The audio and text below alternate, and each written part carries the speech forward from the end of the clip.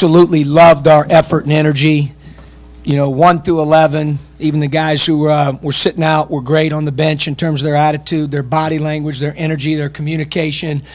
I thought we played the right way. We didn't play pretty, but we played the right way. It reminded me a little bit of last year's NCAA tournament game in the second half against Colorado. It was just kind of one of those games. We missed some layups. We missed some dunks. Thought we had some good looks, especially early in the game. The game was at our pace or tempo early, and then I thought, their zone, they played a lot of zone at that point. It kind of slowed us down a little bit. We got a little bit tentative, so I have to take a look at that. But I was really proud of my guys for their effort, their attitude, how hard they played. Loved the fact that we got punched in the mouth on an 8-0 run to cut it to 2, and then went right back on an 11-1 run. Thought our defense really turned it up a notch. I thought John with 15 rebounds. I don't think, DB, if we had a guy get 15 in a game not in my 2 years, he was all over the glass. Thought that Ray made big plays late in the game. Ray was all over the glass with 3.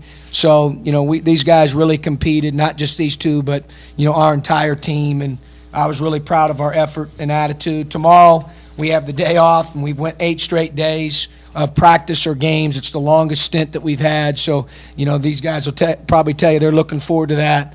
I always tell them to eat, sleep, hydrate, and study. And hopefully they're doing all 4 of those things tomorrow on their day off. Questions for the players? No, not quite that high. It was actually Ray. I think Ray got me. He came in a little hard, so it was all right. John, just talk about committed to the offensive class, whether it's getting rebounds or it's having knowledge. Is that something different than what you had done in the past? No, I've always tried to use, my athleticism and just trying to get in there, get around guys, and anything of tipping it out or grabbing it myself. I've always tried to, but just, today I just found a lot of the holes there and just got, was able to just get up there and tip them out or grab them. So, it was just something that, the coaches have been telling me every day in practice, go rebound, offensive rebound. That's one of the keys for us. So it was just one of those that, I just found my way in there a lot today. When you're going up against a team that big, John, with that kind of size, what's the key for you? You're a tall guy, not a big guy like some of those guys. What's the key for you to get in there and make things happen? A lot of it's just, trying to find the gaps, my coaches call it torpedoing in there, just, especially whenever they're in that zone, so they don't really have a guy and they're just kind of in a space, so you're able to just get in there and just create something. Or if guys, as soon as they turn their head to look at the ball, just try to, figure out where the bounce is going to be and just go in there and just jump as high as you can pretty much. John, is it easier then to get offensive rebounds against the zone? Some people would think so. It just kind of depends because there's no one obviously right next to you whenever the shot goes up for the most part. So, it is a little bit easier. Some teams work on it more than others. So, it just kind of depends. It's tough for you to do what you want to do, creating offense when they're in a zone like that where you're not able to move around as freely as you can with the ball. No, we practice against zone almost every day, and I think we got some good plays for them. John, it was pretty violent with Capobianco in there. It was kind of like a wrestling match between the two of you guys sometimes. How hard is it when the ball comes in and you have to take your hands off? Is that like an instinct you've been building up? Or? Yeah, it's one of those things we've been working on just with, a lot of the new rules, fouls and hand checks, things like that. Yeah, we've been working on that in practice every day. Coaches have been on us. As soon as, in practice we get hands on them, and they'll call a foul, things like that. So, we're all working on it. Obviously we're still got a little ways to go, but yeah, it's just one of those things that you just got to keep working and hope that we get it down. John, what did you think of Ray's putback dunk? I didn't really see it that well. I was more right underneath it than anything. But, from what I hear, it was really nice. So I told Ray he saved Tracy because Tracy took an early shot there with the lead on the shot clock. I said, you need to go tell Tracy you just saved him with that play right there. Yeah, I'm not really sure. But I know Ray and Joe each got one, so they had my back, so that was nice. Ray, there's something else that maybe the cameras didn't see. You had a double ball fake where twice you tried to get the defense to leave its feet. That was one of many, many highlight reel plays tonight. Where does that come from? Because it's probably not the kind of thing that's taught. They was real good at blocking shots, and their bigs kind of stepped up and tried to block a lot of shots. So, coach told us a ball fake and tried to use it. Well, it wasn't the most efficient game, but you guys seemed to stay aggressive through most of it. I know that's a word you guys have used over and over again. Just talk about that attitude and how you guys are kind of taking that on. So, I mean, Coach told us, like, don't play, like, with fear. So, I mean, just being aggressive the whole game is something he wants us all to do. So that's what we all try to do. There were times where you got kind of fiery out there. So just talk about what that competitiveness does to your game. Just, I guess, just get our whole team hype. I mean, when one player makes a big play, a good play, I mean, we all try to cheer and just get hype. Ray, did you feel like you had that three-point play late in the game? Was that a moment where you felt like you had to take over the game? Did you make a big play on that possession? I mean, my teammate, I forgot who it was one of the guards, either Tracy or Jalen, looked up and threw it, and I just felt like it was a time that we could attack, and we had the advantage. So. Anything else for these two? Yeah, let them go.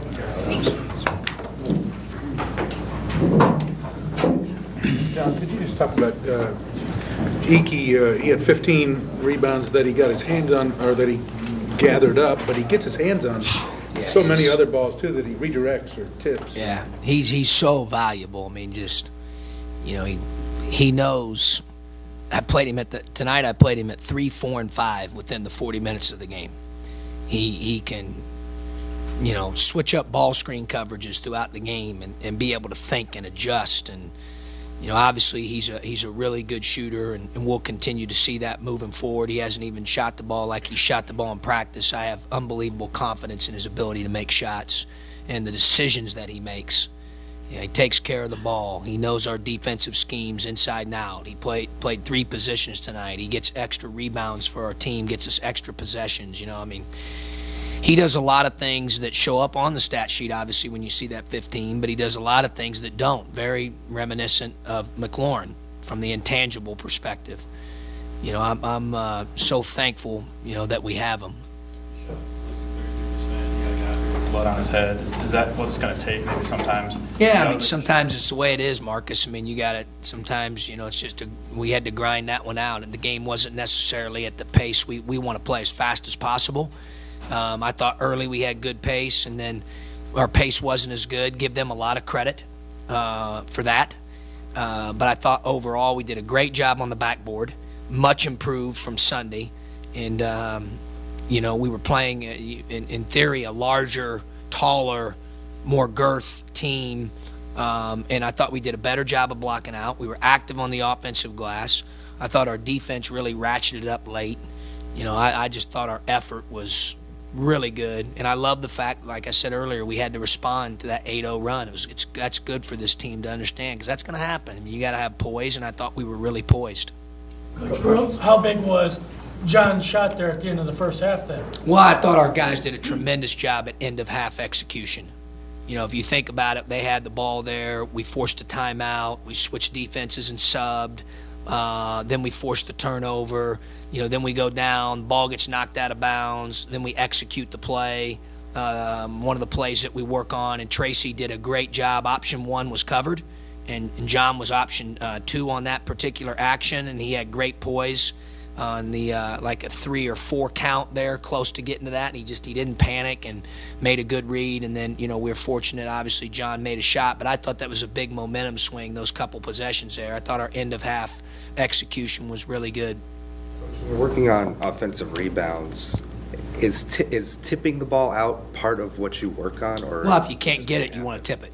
You know, I say that to him all the time. Obviously, John has a gift with that, and you know, part of it's just having the determination to go every time. You know, that takes great discipline and mental toughness, and you know, obviously, John has both of those qualities.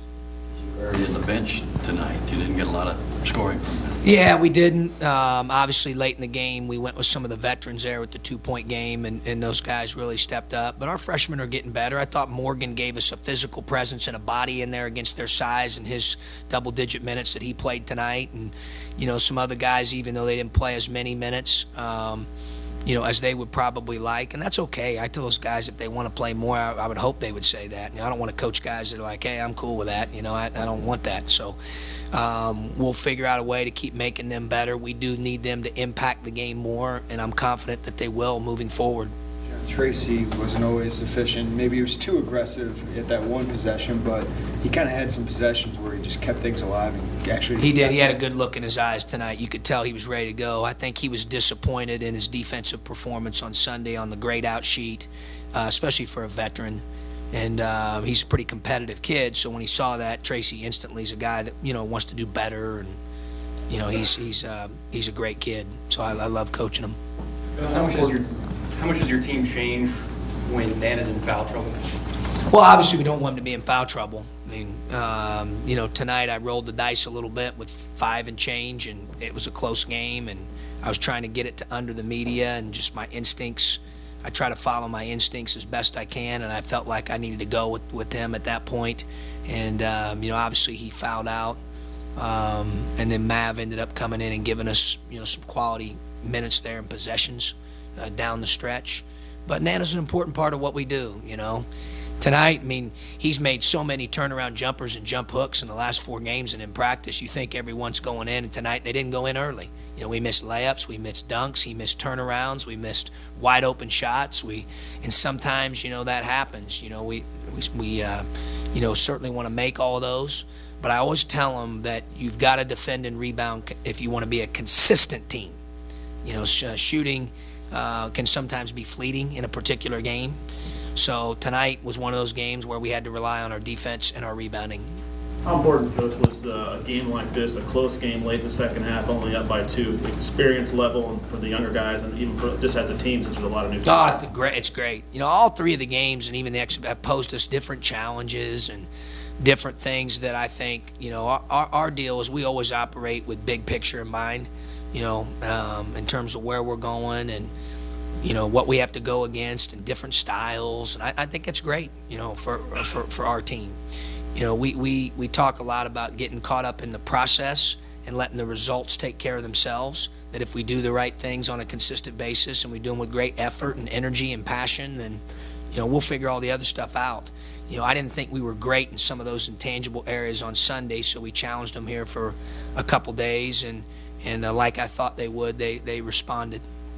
Ray had some big shots, some big plays. Just talk about what his presence is doing, you know, to your team. Well, Ray's very versatile and does a lot for our team at the defensive end. Taylor, he does it at the offensive end. He's a competitor. He's a tough kid. He's, you know, physical. He rebounds. Tonight he was 3-0 assist to turnover. I mean, he's really a multi-dimensional player. You know, when Ray's mind's locked in and he's ready to go, I mean, he's a load.